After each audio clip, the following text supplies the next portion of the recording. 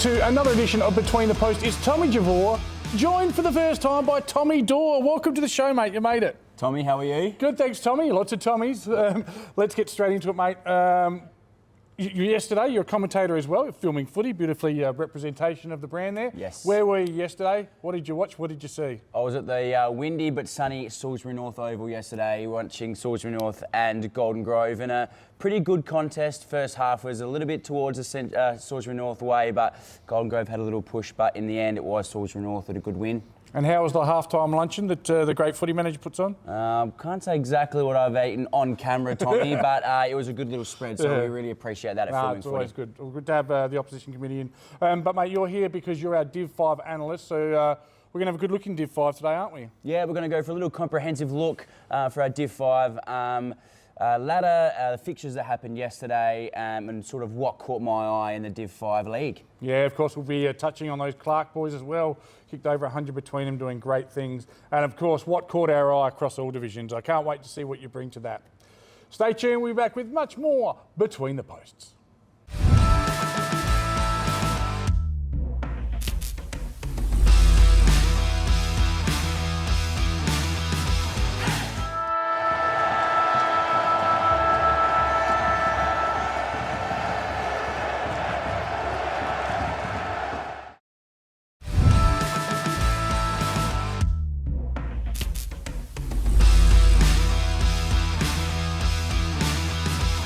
Welcome to the BTR Division 1 Excavation Rack. Two Tommies here, Dorr and Javor, that rhymes.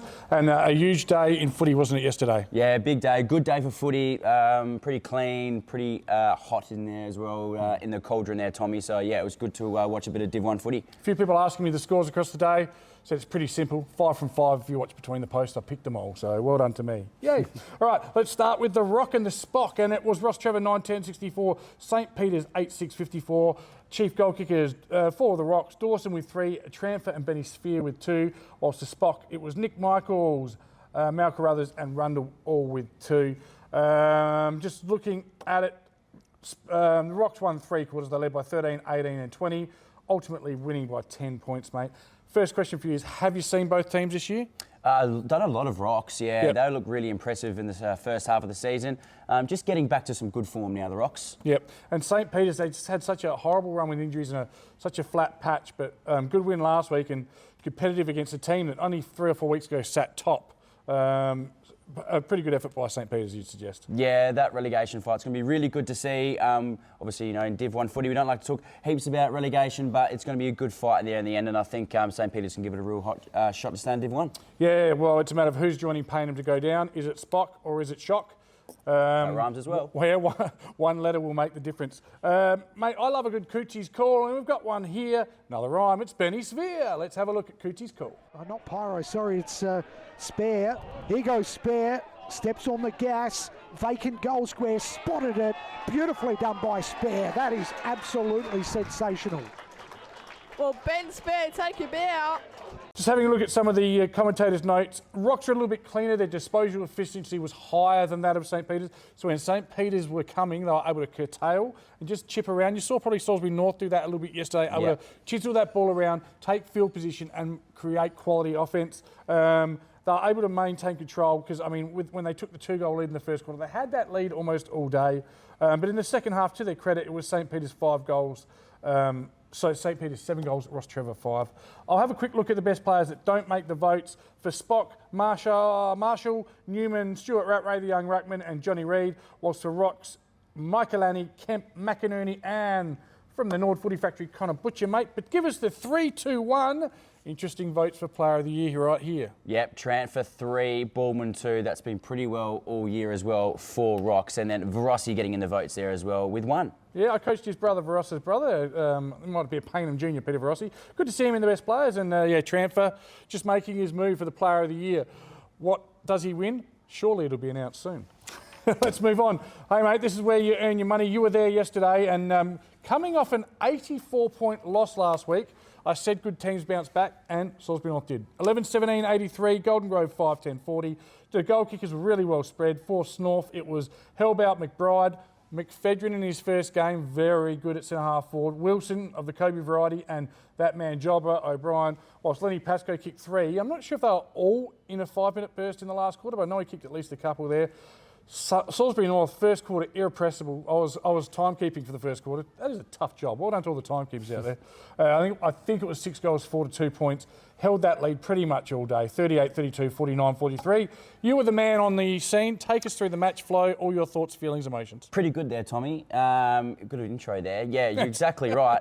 Salisbury North 6 goals to zip in the first quarter. They were very good. I think they hit the scoreboard really early and they went bang, bang, bang. So they were on fire. Golden Grove couldn't really get a run on. They did have the wind in that first quarter, Salisbury North. There was a little bit of a breeze going to our right hand. It wasn't that heavy, but the president of my club, Simon Warner, came up to me in the third. He goes, you know, there's only been 1 goal kicked that way today. I was like, oh, I did not know that. It wasn't until the last call where I think Salisbury North might have kicked a couple. Couple late. But yeah. Yeah, so Golden Grove kicked 1 goal to Salisbury North 7 behind in the second term, so you can see that wind was sort of evened up a little bit there. But Salisbury North defence was so good in the third, kicking 3 goals to 1, and then we thought, well, the balloons, like I said on camera, they were getting blown up there for the Pascoe party, Tommy, but he did kick 2 in the last quarter, but then Salisbury North, O'Brien and Hocking kicking some goals, some snags for themselves to just put the game out of sight. So they were really good. Salisbury North, like I mentioned before, 84-point loss last week, but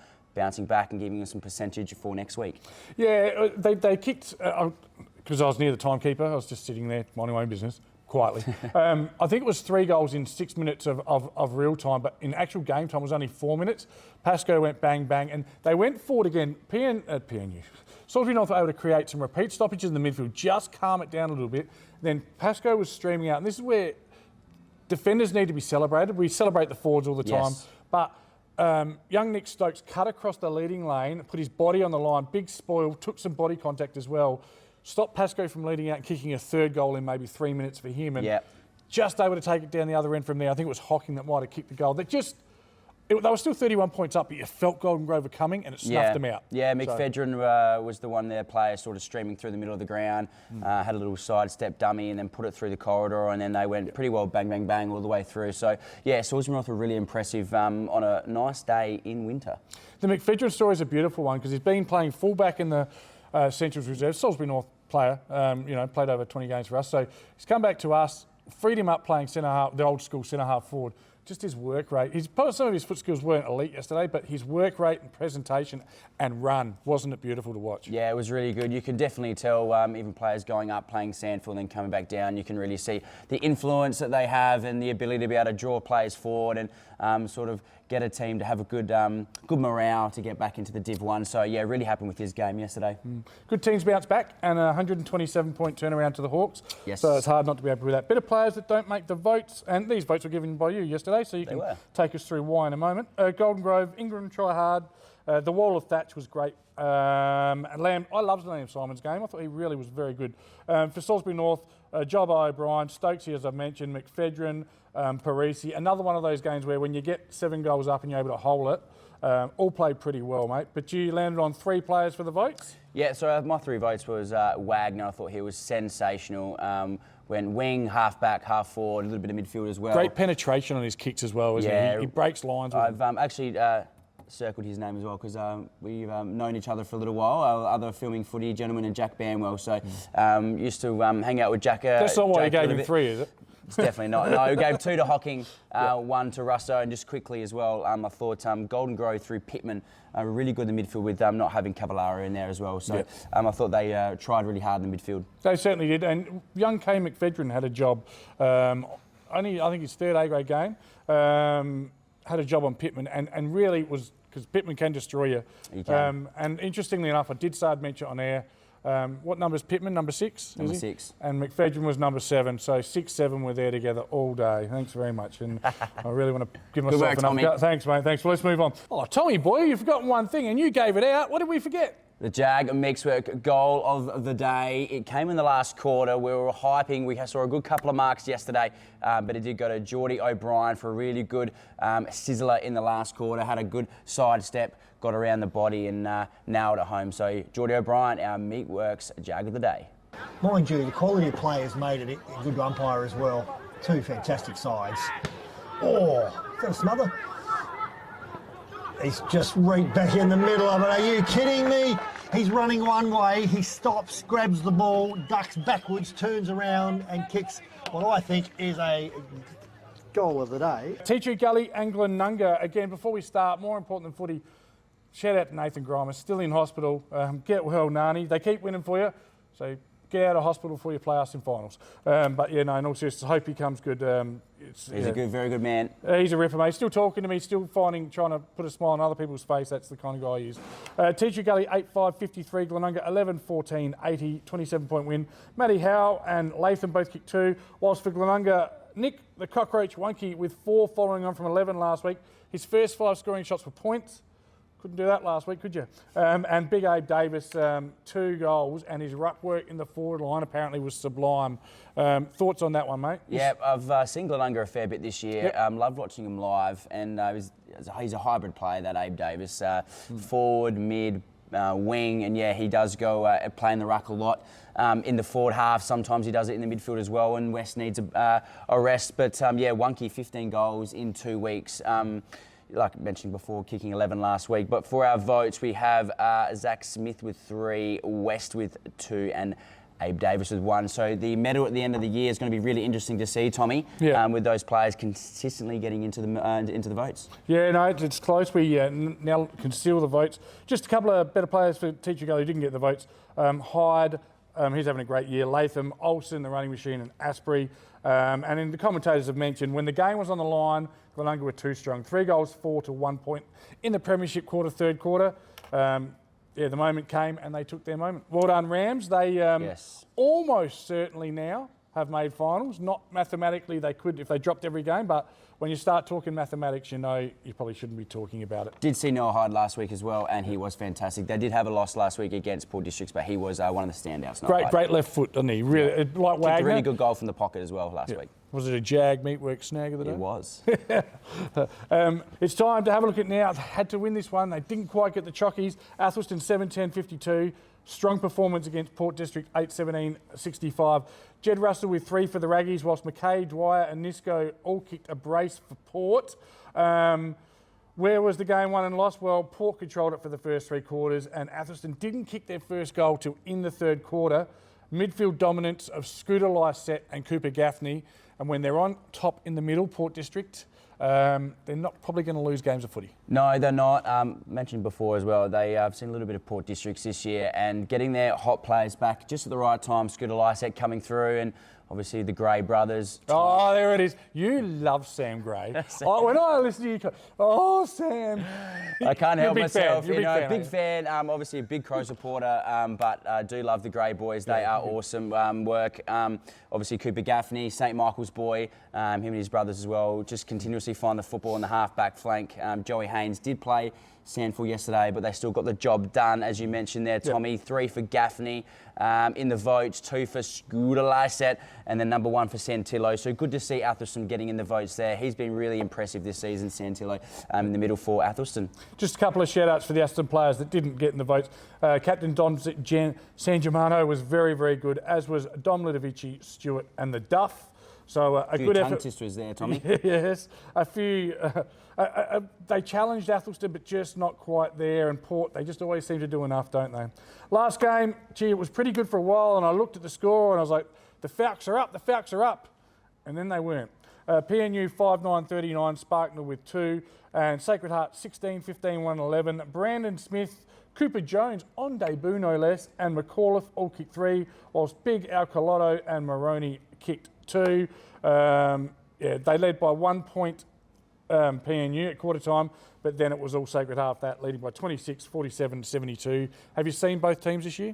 I actually have only seen Payneham once. It was Anzac Day round, and they really brought the heat. I think they played Rocks that day. 5 goals of difference at home. Yeah, yep. It was a good encounter for them early on in the season as well, when it's quite warm. Seeing the scores as well, I thought Payneham, geez, this was a really big shock of the day. Obviously being in it up until half time. 3 individual goal kickers for them. For St Peter's. However, it was Maroney in the votes for shock. We had Coe as number 2 in the votes and Smith for 1 for that round. Yeah, beautifully done there. Just a very tight first stanza, but 5 in a row in the second broke it open. Better players from the Falcons who don't make the awards. Mazzino, very good. Matthew Di Virgilio was tagged yesterday. It's the only way you'll stop him from getting in the votes. Good-looking man. Barilla, Big Tree Mundsburg continues his consistent year. He's been a great recruit for them. Sacred Heart needed that. They stay outside the relegation zone, do they? They do. Just. That percentage. Absolutely crucial. Yes. Okie dokie. Let's have a look at. We'll start with the goal kickers. We're going to have the top 10 flash up, but we'll just talk about the top 5. In equal fourth, Randa from the Raggies on 33 and Hellbout from Salisbury North on 33. But the top 3, Shepherd on 38. You've seen him a couple of times this year. Love watching Shepherd, yep. Yeah, very good footballer. Wonky, who's having a real purple patch. He's up to 42 now, having his best season of his career. I can only see why. 15 goals in 2 games is handy. And it certainly is. And Toot, all aboard the party bus. He's not going to be caught with only 3 games to go. Pascoe, 60 goals, will win the Div 1 goal-kicking medal. Yes. All right, the ladder, I'll get it. Jackie Boy will bring it up. Port, 11.5. Salisbury North, that win cements them into second, which is huge. Golden Grove chasing in third and a percentage behind now. Ross Trevor with a poor percentage, but 10 wins. They need to keep winning because the Rams are coming. 9.5 wins, great percentage, which tells us a great story. And this is where it gets interesting. I'll get a comment from you here. Athelston 2 games behind, plus 2%. Athelston need to be perfect here, and unfortunately Glenunga don't look like they're going to drop 3 games in a row. Probably not. Do like the way Athelston play. I think Matty Knight will be stoked with them coming up this year and being around that mid-table mark. Obviously, Mitch Grigg doing Mitch Grigg things in Div 1. They're going to be hard to stop the Rams. They're just getting going right at the right time. Obviously, we know we're having with Grimer, but they do look pretty hot in the moment. But it'll be good to see how that mid to lower table can sort of jag around for the second half of the season. Yeah. Once again, I said it last week. 7.5 wins, the most wins Athelston have had in Div 1, so credit to Matt Knight and the team out there. It's really good. Interesting as well, I did tip them to finish 6th this year, so hey me. Teacher Gully now mathematically out because they can't make up the percentage they need and the 3 wins, so they're 7th with 6.5 wins. But the next interesting battle, Payneham at bottom, Sacred Heart and St. Peter's, that's huge. They are separated by less than 1%, shock and spock, and when you win, you've got to win well. And it's still anyone's guess who goes down. They both play Salisbury North in the next 2 weeks. Can one of them sneak it? No doubt one of them can sneak a victory. And if you do sneak a victory against a second-place team, you probably stay up. Yeah, I think you can find in a lot of footy, you'll have an upset win over the weekend. So Salisbury North potentially, if they do hold that top 2 spot with the home final, maybe resting will come and play. That will give an opportunity for a Spock or a shock. My tip, I think St. Peter's, they are playing. They're getting some players back at the right time. I think they can stay up and give themselves a really red hot go to stay in Div 1. Their last 2 weeks has been very good. Sacred Heart obviously can't fault a 72-point win. They're both playing top 5 teams. One of them's got to find a way. All right, we are on to round 16 games. 3 rounds to go. It's getting exciting. Glenunga versus the Raggies. Glenunga want a home final. So to do that, they need to win. The Raggies, this is their absolute last chance saloon. They must win and win well. If they do that, they can play finals. Glenunga first time round by 16 points. Your tip? Going Rams. Yep, agreed with you there, mate. Golden Grove and Tea Tree Gully, traditional rivals. There'll be 2,000 people here. Gullies, this is pretty much their grand final. They probably can't play finals now, so they'll be looking to reverse the 15-point result first time round. Can they? I'm going Gullies for an upset. Ooh. Dylan Weaver might get his boys up for the on the week. Yeah, Golden Grove with a few players out yesterday, so do they get them back? Maybe, maybe not. I'll take Golden Grove, but I like the cut of your jib on that one. St. Peter's hosts Salisbury North at Caterer. It's a relegation fight on one side. It's a top 3 battle on the other side. Both teams got plenty to play for. Salisbury North. Yeah. First time round, Salisbury North won by 41 points. It'll be a lot closer this time, but I think the Hawks will be too good. Definitely Salisbury North, I think, in that one. No, I say I think. You just don't know away grounds in August. It's just... Very true. Yeah, just tricky, except maybe on this case. Port versus PNU, it's top versus bottom. First time round, 114 points. It's at Port District. Port Districts. Yeah. Not going to try and put lipstick on the pig. Sacred Heart and Ross Trevor. First time round, it was Ross Trevor by just 3 points. It's at Sacred Heart. Ross Trevor, need to make sure, I mean, they're only playing away finals, the whole final series. They must win this. Sacred Heart must win this to stay up. So this is almost game of the round type stuff. Yeah, really good encounter. Ross Trevor obviously losing Finn Wakeland to Sandford the last couple of weeks. Does he play? Does he not play? How does that go for their forward line? I'm going to go an upset with this one. I'm going to shock. I'll take the Rocks, but again, I call it probably Glenunga Raggy's game of the round. I call it game of the round just because I'm not certain on this one. I think Sacred Heart are going to fire some shots. Coming off a 12-goal win, there's some belief. You never know. Hey, mate, you've been outstanding in your first ever Div 1 report. Might even have you back once more this year. Tommy. Appreciate it. Stay tuned. We'll be back with more Between the Posts.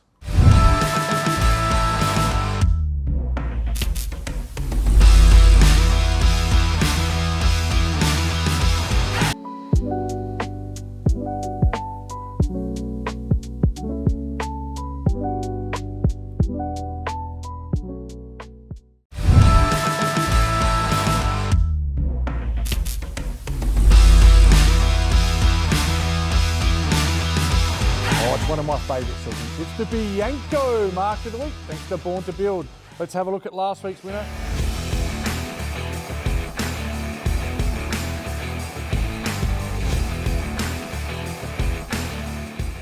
We had some beautiful weather yesterday, so if you saw it, you send it to jack@filmingfooty.com.au. Let's get them all in and then vote with the corresponding emoji.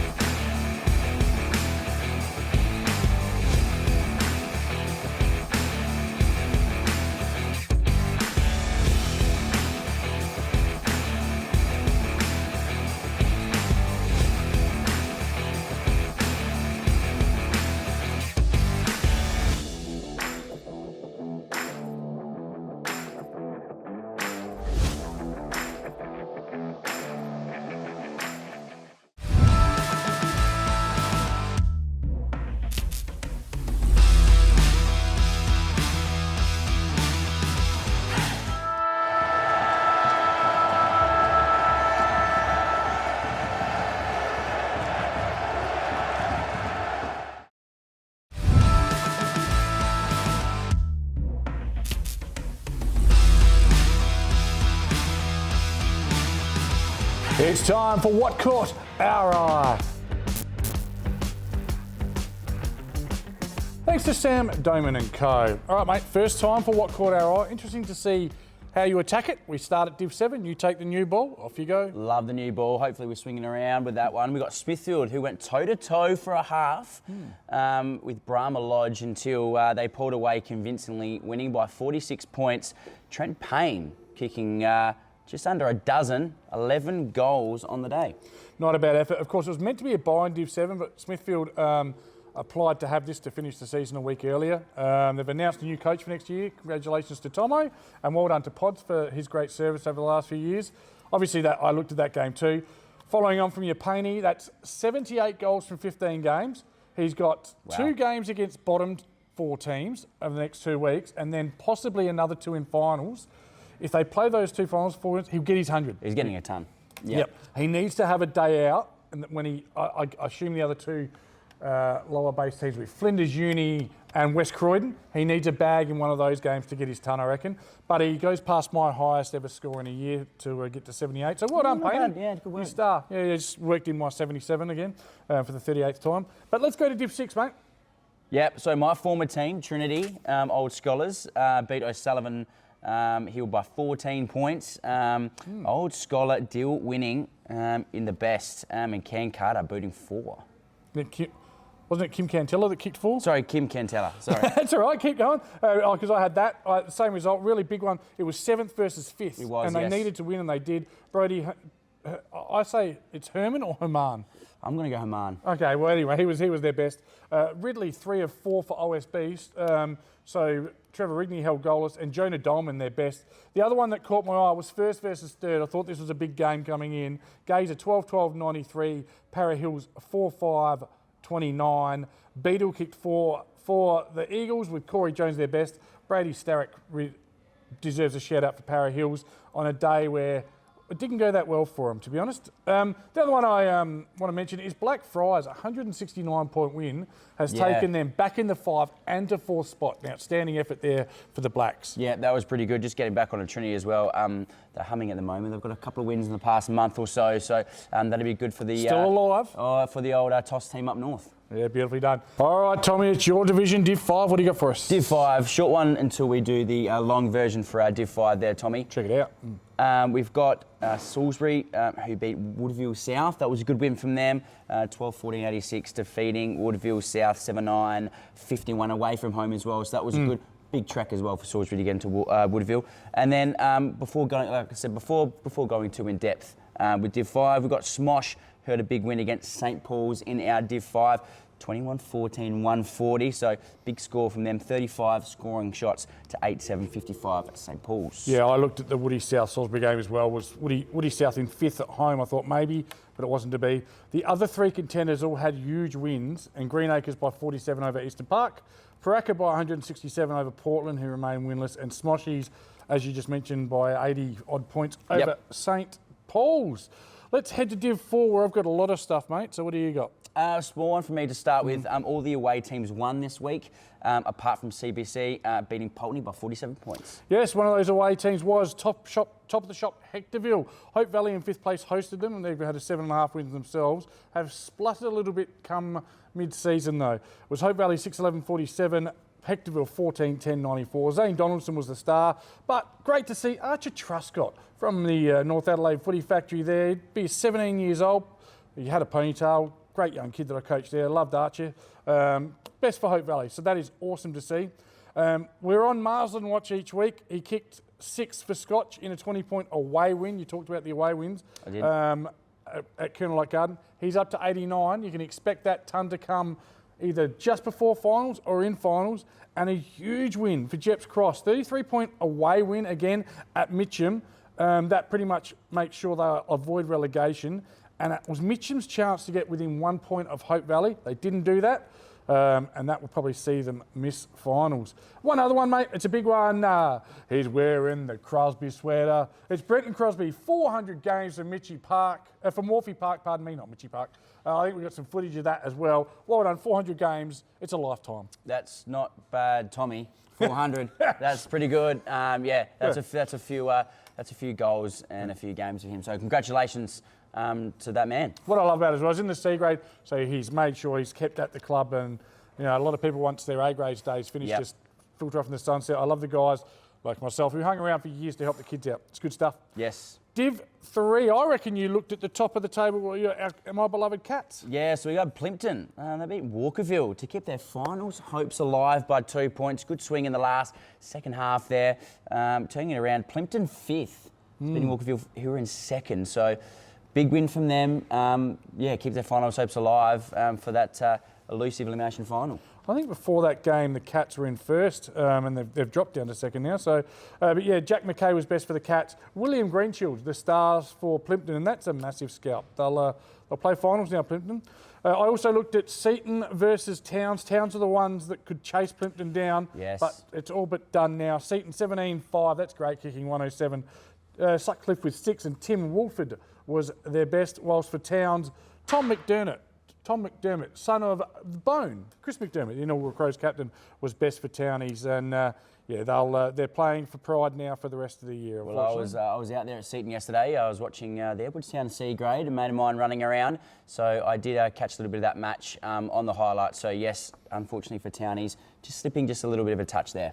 Yeah, beautifully done. And Div 2 is a very, very exciting division. There is 7 teams who still have premiership aspirations. Yes. Not just finals, but premiership aspirations. Yeah. What do you got? I tipped off PAC, who held off Iggy's there, old Iggy's by a goal. They had a goal to win it at the death, so it was all square.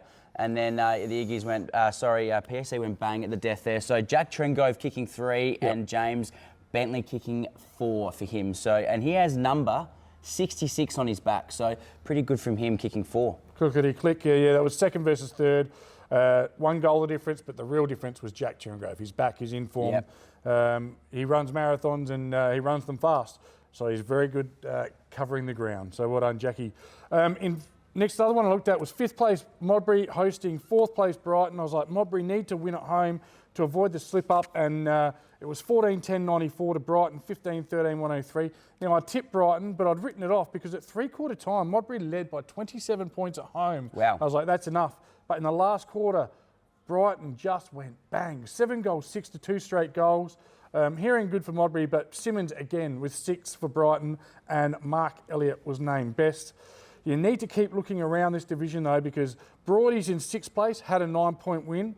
Goodwood in 7th place had a 74-point win. They played bottom 2 teams. They're still pushing for finals, and that game has seen Modbury slip from 5th to 7th. The crazy stat is Modbury are 8-7, sitting in 7th, 1 game off of 3rd. There you go. That's how close it is. That is an insane competition, Div 2. Who wins that comp is absolutely anyone's guess. Honestly, it could be any one of 7 teams. Div 1, mate. Div 1, like I said, I was at Salisbury North yesterday. They had a really good win against Golden Grove. They were there by 49 points. Mentioning before, they had some stars hocking, Wagner, and their big man Russo. So that was my Div 1 match that I was at yesterday at Salisbury North Oval. Yeah, the winner would take 2nd spot. It was Salisbury North. The other thing for Salisbury North, it's an interesting stat. Not just the fact that I won a T-bone yesterday on that game, but they now officially play Division 1 finals for the first time in at least 10 years. So massive day for the club and 127-point turnaround. That's huge, and plenty of good footy around the league as well. After 2 years, they got promoted. This is their 2nd or 3rd year in Div 1? 2nd year in Div 1. 10.5 wins last year and didn't play finals. Yeah, it's unreal. a cruel game. Yep. But they've improved this year. That's 11 wins now, so they've earned the right to play finals. 100%. Mathematically can't be caught. So that's been the Sam Doman & Co. What Caught Our Eye. We'll be back next week as we get closer and closer to finals.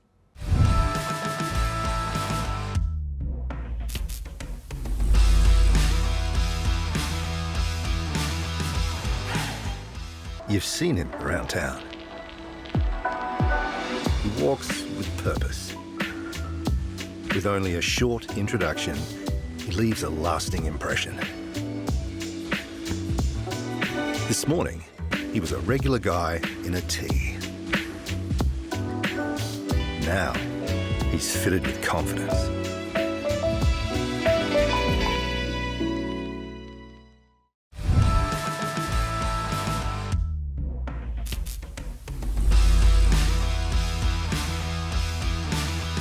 Ladies and gentlemen, fans of Between the Posts, it's time for Goal of the Week, brought to you by Peter Shearer, thanks to Born to Build. Let's have a look at last week's winner. A beautiful goal from a long way out. It was Nathan Maunder from PNU. Munster kept it straight onto his fish and gets the ball back. Maunder goes from long range. Don't tell me that's going through. It's a goal!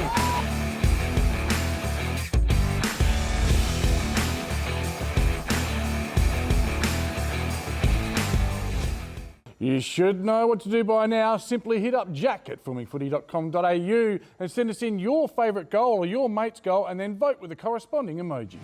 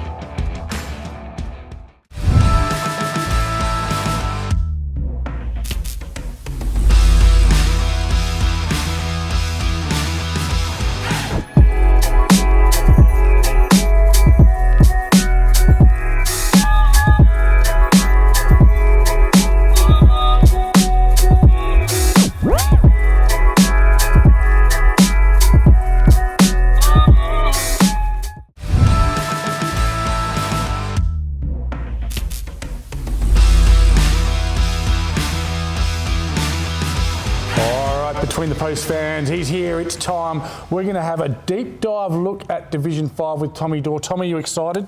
Love Div 5. Yeah, it was good footy action yesterday. Have a look at all this notes, all this. There's more content here than an OnlyFans page. I love this it. This is huge. I'll give you the game from round 15 and you give us some chat about it. Beautiful. Kenilworth, too strong for Fitzroy, 17-20, 122. Fitzroy, 8-5, 53. All Kookaburras there. Yep, Kenilworth held their spot in 6th, which is really good. They'll be looking now to hunt down Woodfield South in 5th position. Anyone's really on for that 5th position there, so that was a good result for Kenilworth. Yeah, we'll have a real close look at that when we get to the ladder, talking about how the top 5 will shape, also how the relegation will shape. It's exciting. Greenacres, you didn't mention it. Well, the ray gun for Kenilworth kicked another 5. Yes, he so did. well Sorry, done. I didn't. Yeah, I was supposed to mention that one. Nathan Rayner, very good for Fitzroy. Greenacres bounced back with Authoritar. Greenacres 20 goals, 9. That's 129. Eastern Park 11, 16, 82. Clements very good for Eastern Park. For Greenacres, those Clark boys 9 between them. Wow. Yeah. Well, another former junior club of mine, Eastern Park. They're just hanging in there, aren't they? Greenacres obviously getting a job on there. They have the number 1 offence in the league. Only losses to Woodville South and a forgetful loss to Paraka, which was a couple of weeks ago by 66 points. But they're 1 game behind Paraka in 2nd. And Chad Wood, the vice captain, has 6 best on ground performances to match their impressive year. So that was a good win for Greenacres. Yeah, and we'll get to it later, but the Clark boys, 126 goals between them, a dynamic duo indeed.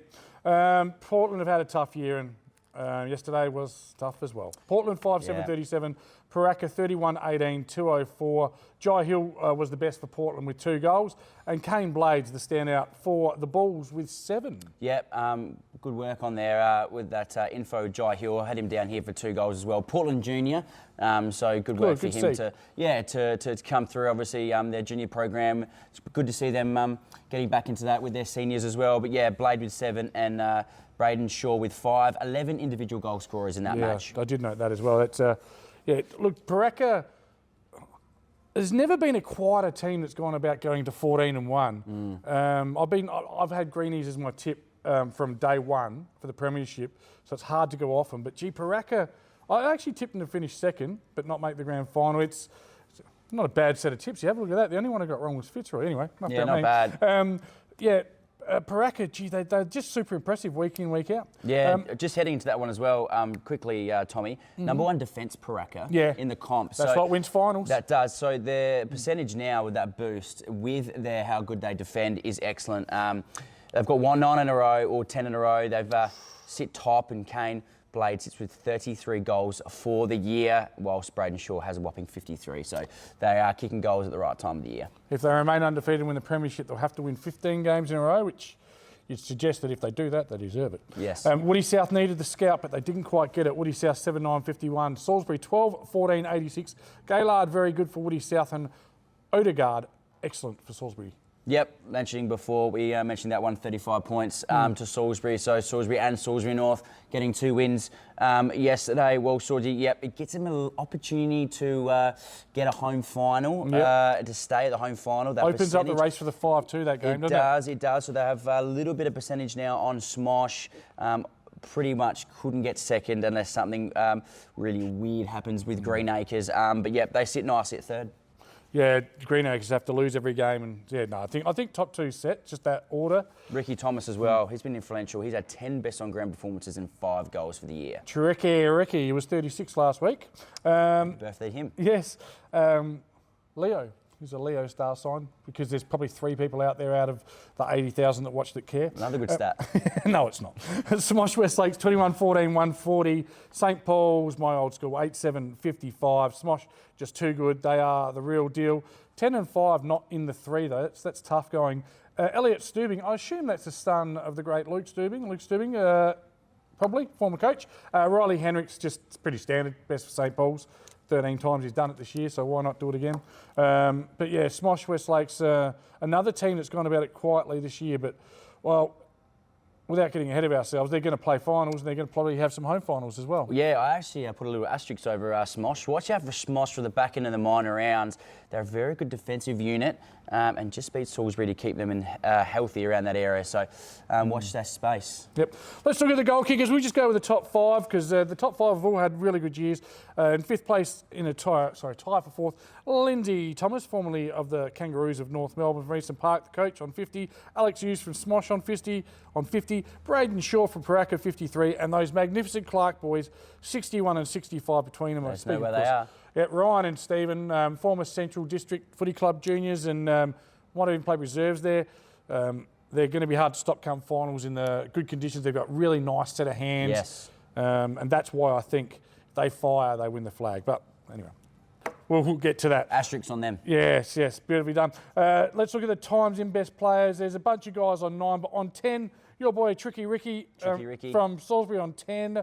Fraser Brewster also from 10 from Kenilworth. And Fraser Gerrick, not the G train, but Not Fraser the G train. No, from Woody South on 10. 11 best on ground or best player awards to Peter Diedrichson from Eastern Park. Jackson Wilson from Woody South, whilst 12 to Dale Finney. He's had a great year. He's tried really hard for Portland all year. Yep. Despite, they haven't won a game, but they've fronted up every week and they haven't folded. There's a lot of teams. There's one in every division doing it really tough. Yeah. And they've just kept at it. And Riley Hendricks, hard to see him winning a medal from a team that finished 9th, but if you've been the best players 13 Every week, times, yep. you'd have to go close. You're going to go close. Yeah, you're going to get some votes, that's for sure. Hey, mate, now, we're going to get the ladder, and we're going to study this within an inch of its life. So let's get it up, please, Jacko. Now, we agree 1 and 2, Paraka and Greenacres, 14-1, 13-2. They'll sort their positions out over the last 3 rounds. Easy. Yep. Then we also agree Salisbury and Smosh, whether they're 3rd or 4th, 10 and 5, they're both sort of pretty much set now. That top 4's set. But this is where it gets interesting, and I'm going to throw you a quiz Throw me question a or two. bone, Yes. are you, Jet Tommy? So Woody South 8 and 7. Yep. 54.55. Kenilworth aren't anywhere near them in the percentage, so they've got to make up a lot of ground and go past them. They're 7 and 8, 49.14. First off, we're going to look at the Woody South equation. Their next 3 games. Smosh West Lakes at home. Win or loss? Probably a loss, you would think. On form? On form, probably a loss. Paraka away at Paraka. Yeah, I'm sorry. What do you see out there? I'm probably going to give him an L for that one too. You'd probably suggest that last game of the year, round 18, must win. They're going to beat St Paul's. Yes, at tick home. that one in. So Big tick. That would have them at 9 and 8. Now, nothing is certain, but the team challenging them is Kenilworth. So Kenilworth's next 3 against St Paul's away. You just suggest Kenilworth to get the chocolates? 10 goals. Yep. Portland at home. They're going to win that. Yes. That gets them to 9 and 8, and then they've got Greenacres away, which would suggest that Greenacres will be too strong. What does that do? That leaves them both on 9 and 8. It comes down to percentage. So what Kenilworth have to do is they have to put the foot in the throat of Port and St Paul's, and they can make it up. It's about 25 goals they need to make up, 30 goals. This is going to come down to the final quarter of round 18, I reckon. I think it might.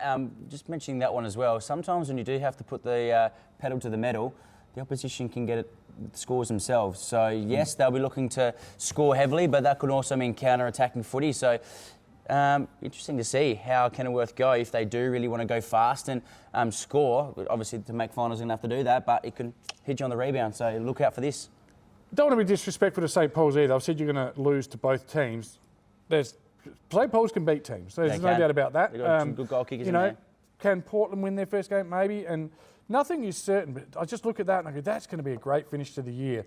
Eastern Park with their loss this week, which against Greenacres, they're probably now out the equation because, even if they win their 3 games, Percentage is going to hurt. yeah, it's going to hurt them badly. So they're 7% behind. All right, let's move down now to the 8th versus 9th battle. And we're going to do the same thing again, please, mate. Done. It's Fitzroy 4 and 11, St Paul's 3 and 12. So Fitzroy play Greenacres away. You wouldn't think so. Sorry. They play Salisbury away. I'm going to say no to that one too. So they go into... I don't like being so negative, Tommy. No. We're just going to jump down to St Paul's. They play Kenilworth away. Kenilworth been in good form lately. We've said that... We did say to win. Kenilworth are going to win. I can't go back on that. And then they play Greenacres away. Yeah, no. Right, so it comes down to the final game of the year. Unfortunately, percentage Fitzroy have got Portland. You'd suggest they're probably going to win. And St Paul's have got Woody South. You'd think Woody South would probably win that. We've said they're going to win it already. We did, yes. So it looks to us, and again, we're forecasting here. We're trying something different. Fitzroy stay up. St Paul's go down with Portland. I think that will be the consensus come September, I think, Tommy. Yeah, so we've told you who the top 5 is. We've told you who's getting relegated. We'll see in a few weeks, and we'll probably find out we were wrong. But it is a really interesting. There's machinations in every game, even if it's not like 1v2. There's something to play for in every game. Yeah, that's the best thing about our Division 7 or our BTR Excavations Div 5. Footy League. Yeah, but the whole comp is that there's always something to play for. Villies Bakery Div 5. I don't mind a Villies myself. As you could tell, I did eat all the pies. Let's look at round 16, mate. I'd love your tips and insights on this one. This is a good one first up, probably game of the round. It's Paraka hosting Salisbury. First time around, it was Paraka by 20 points. This is the one where I reckon Salisbury, if they're for real, they take a scalp here. Can they? They can, but I like Paraka's defence too much, so Paraka for me. And at their home ground as well, they play it well. I'm not sure. Well, they've lost one game all year, so you suggest their home record's fairly good. Yeah.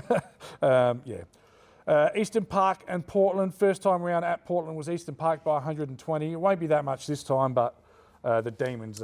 Demons for me. Yeah, 100%. Fitzroy take on the Green Lakers. First time round, it was Green Lakers by 120 points. Ooh. We've already said that they're going to win, so we're not going to mess around. We're just going to say, one. Yep, Green Lakers by probably 10 goals. This is a really good game, this next one. This is where you find out just how good you are. Woody South can, of course, upset all of our things by winning this week at home against Smosh. First time round, it was Smosh by 9 points. I've tipped Smosh, and we've tipped Smosh at this stage, but this will be close. Yeah, I think it'll be close. I think Smosh just, mentioned before, they are a good defensive unit. I do like Smosh, and they're attacking at the right time of the year, so I'm going to give them the tick. But I do think Woodfield South can win. They certainly can win. 2 games clear of Woody South, but the other thing that makes them the better team this year is that 7%. It suggests percentage doesn't lie very often. 7% suggests that they've been the superior team this year. And St Paul's versus Kenilworth. First time round, it was Kenilworth at home by 81 points. Kenilworth with it all to play for and hungry for percentage will try and win well. I think they'll win. I'm not sure how well it'll be, but they'll win. Yep, I think that's ticked off as well, Tommy. Bit too much agreeing with each other here in this segment. No, goodness me. It is what it is. An exciting look at Div 5 though. So I'm going to put you on the spot. You weren't here for the pre-season. So pre-season prediction, my top 5 was Greenacres, Paraka, Salisbury, Woody South, Fitzroy, and I had Greenacres and Salisbury playing off in the grand final. I am going to change that now. I own it. Salisbury could still make it, don't get me wrong. They certainly could. You know what? Paraka are going to hate me for this. You can't change a tip. I had Greenacres, Salisbury. I'll leave it as Greenacres, Salisbury.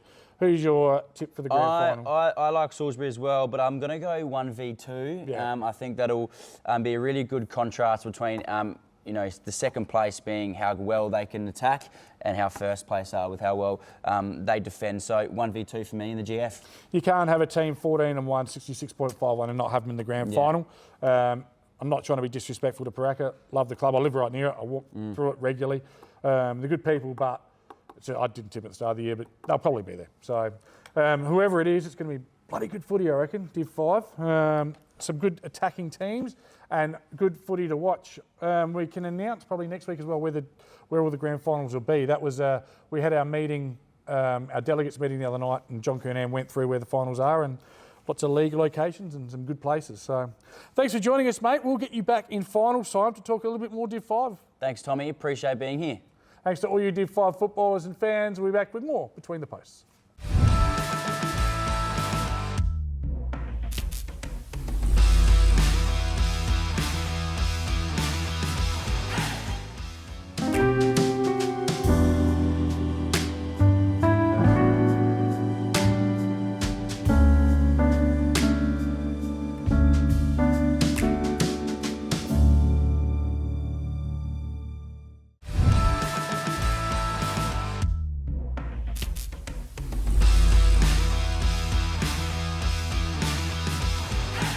It's time for our Farmers League Coach of the Week. It comes from Tommy Dawes, Division 5, and it is Jack Brink from the Greenacres Football Club. They've had a 47-point win over Eastern Park yesterday, and they're fighting it out with Paraka to see who will go all the way this year in Division 5. Jack's been formerly of Mawson Lakes, and he's mentored by his B-grade coach and former coach, Barry Gavranich. Barry's been a big reason why Jack's been so successful, so Barry tells me. They're creating a great team. They've galvanised the unit, and they look like they could potentially go all the way this year. Congratulations, Jack. You're our Farmers Leap Coach of the Week.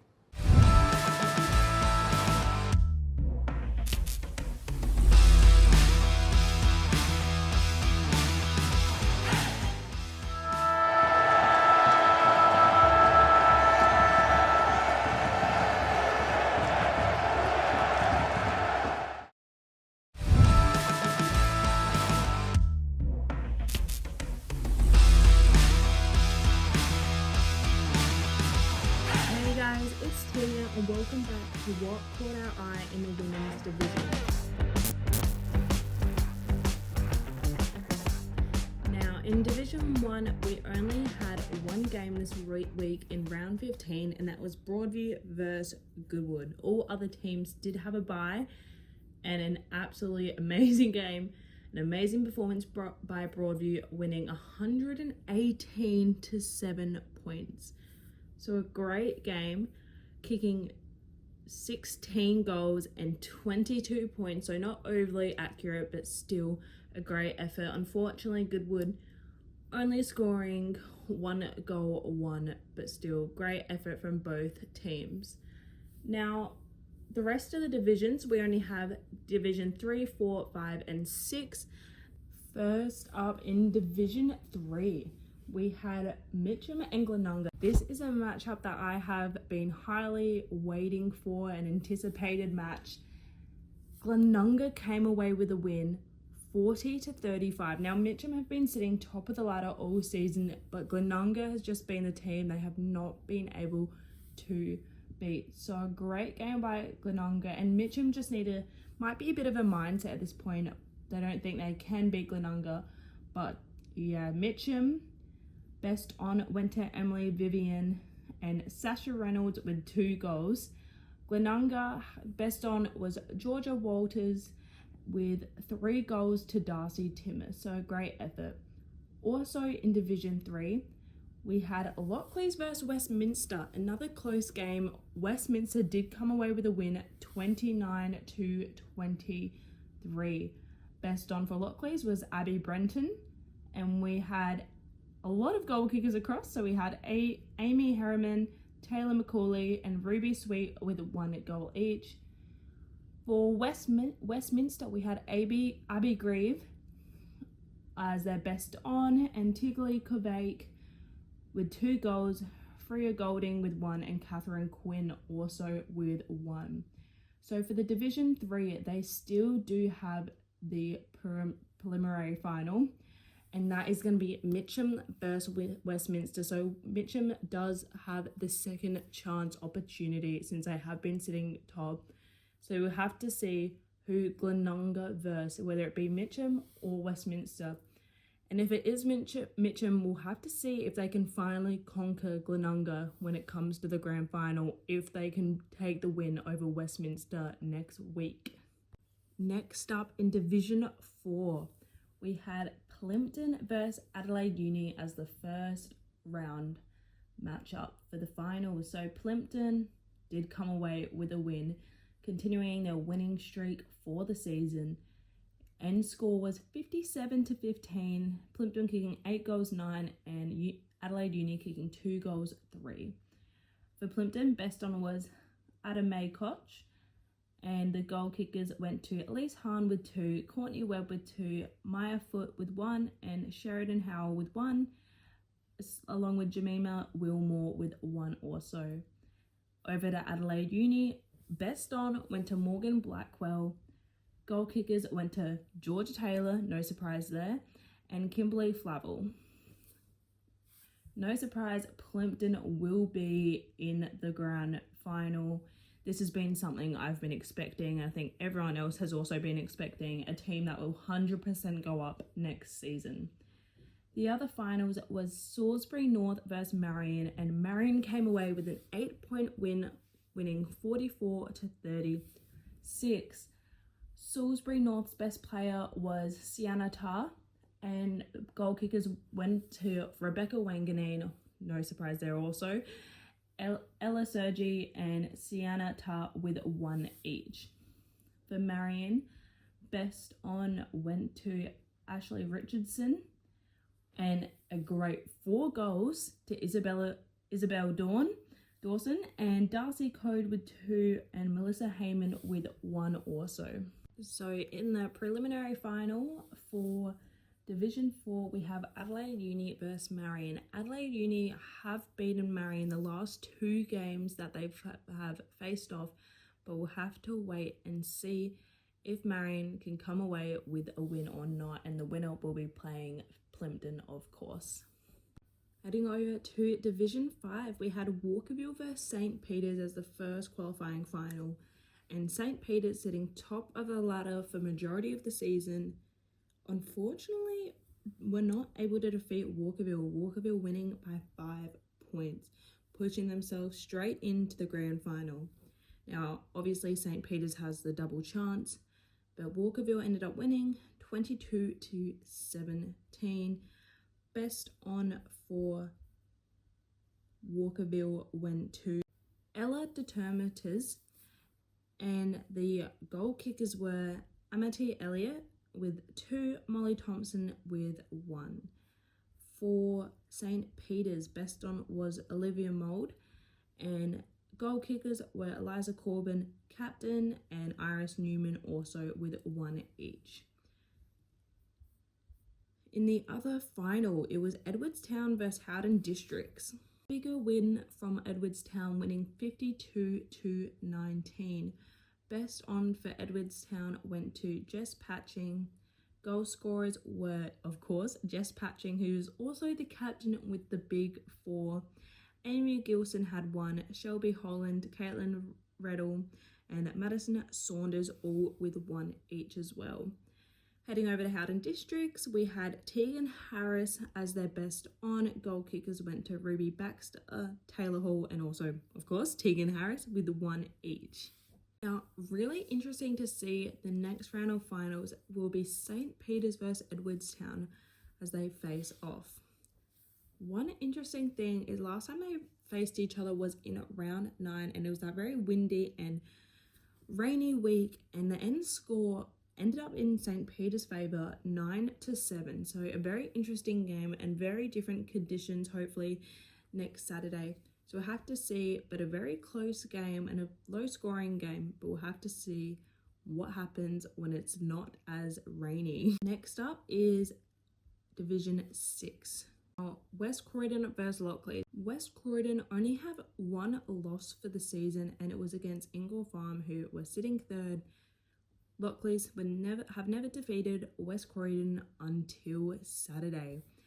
Lockleys came away with a win 47-22. So a great effort by Lockleys, and came in confident, giving it their all. For West Croydon, their best on was Jordan O'Sullivan, and their goal kickers was Alicia Sloan with 2 and Taylor Forrest with 1. Best on for Lockleys was Jasmine Reef, and the goal kickers were Emmy Kolska with 2, Ruby Ludders with 2, Christina Leah with 1, and Jasmine Reef with 1, Taya Wright also with 1. So a great effort from Lockleys and a great turnaround from their last few rounds, and Lockleys are straight into the final. We'll have to see who they're first versing. Ingle Farm versus Para Hills this week. And Ingle Farm came away with a 7-point win, 30-23. Best on for Ingle Farm was Shy Mount. Goal kickers was Riley Barradell, Lani Collins, Jasmine Duncan, and Tegan Williams, all with 1 each. Best on for Para Hills was Hayley Fielk, and the goal kickers were Brianna Reid, Kiara Brown, Brianna with 2 and Kiara with 1. So in the preliminary final, we'll have West Croydon versus Ingle Farm, which is very interesting, seeing Ingle Farm was the team to take the winning streak away from West Croydon. 10 a.m. at Payneham. So a great game, and obviously the winner will face off Lockleys in the grand final. That's all for this week of What Caught Our Eye in the women's divisions. I'll see you guys next week to see who will make it into the grand final.